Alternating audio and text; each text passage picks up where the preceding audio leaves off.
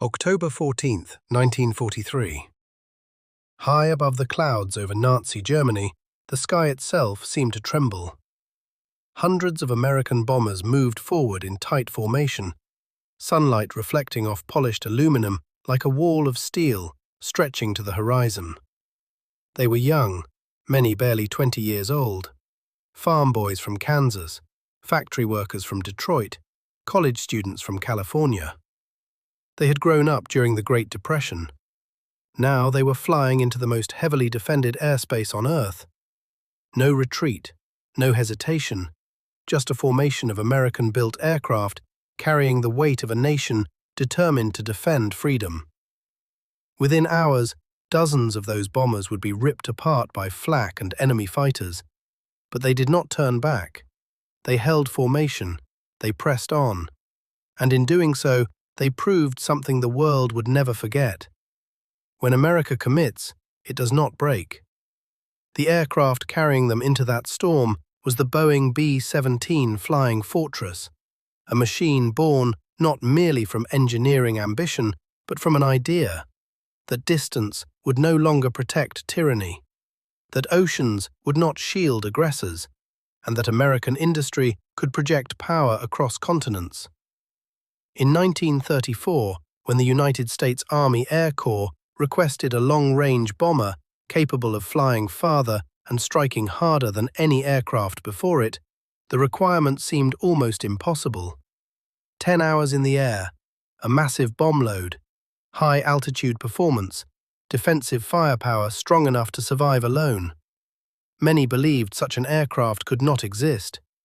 Boeing decided it must. When the prototype first lifted off in 1935, it represented more than innovation. It represented industrial confidence. 4 engines roared in unison, lifting a heavy, metal giant into the sky with unexpected grace. A journalist described its rows of machine guns and bristling defenses as resembling a flying fortress, and the name captured its identity perfectly. Though an early crash nearly ended the program, the Army recognized its extraordinary potential. What followed was not just adoption, but evolution. Each new version carried more guns, stronger structure, better systems. By the time the B-17G entered combat, it carried 13.50 caliber machine guns, a 10-man crew, and the ability to climb above 30,000 feet while hauling thousands of pounds of bombs deep into enemy territory. It was not sleek, it was not elegant, it was purposeful. American air strategists believed wars could be shortened by striking directly at the industrial heart of an enemy nation. Factories, railroads, oil refineries, the machinery of war itself. While Britain shifted toward night bombing after suffering devastating daylight losses, American planners committed to precision bombing in broad daylight. They placed enormous faith in the Norden bomb sight, a closely guarded mechanical marvel that allowed bombardiers to guide the aircraft during its final approach with remarkable accuracy.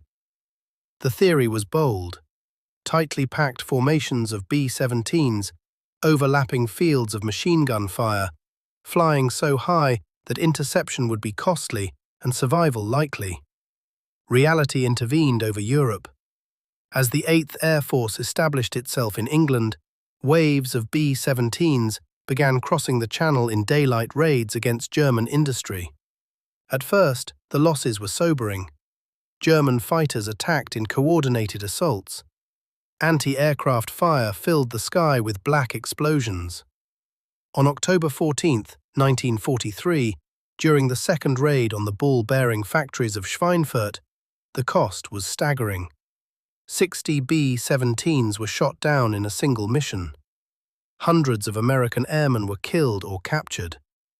Yet even in that loss, something became undeniable. These bombers had flown deeper into the Reich than anyone thought possible, and returned in numbers that defied expectation. The turning point came when long-range escort fighters finally matched the bombers' reach.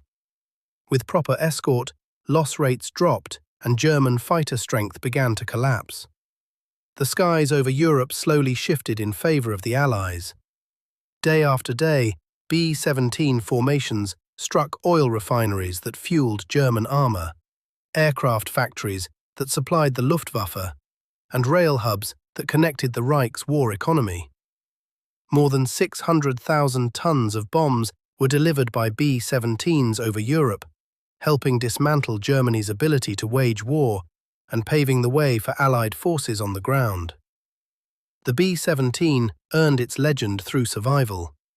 Photographs show aircraft returning to England with shredded wings, engines destroyed, and fuselages riddled with holes, yet somehow still airborne.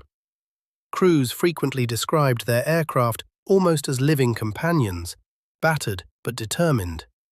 Even adversaries acknowledged its durability. When the war ended, the B-17 was quickly retired from frontline service. Yet its silhouette, the broad wings, the glass nose, the tall vertical tail, remains etched into American memory. It represents not just a bomber, but a generation that crossed oceans to confront tyranny and proved that American industry, innovation, and resolve could project power across the globe in defense of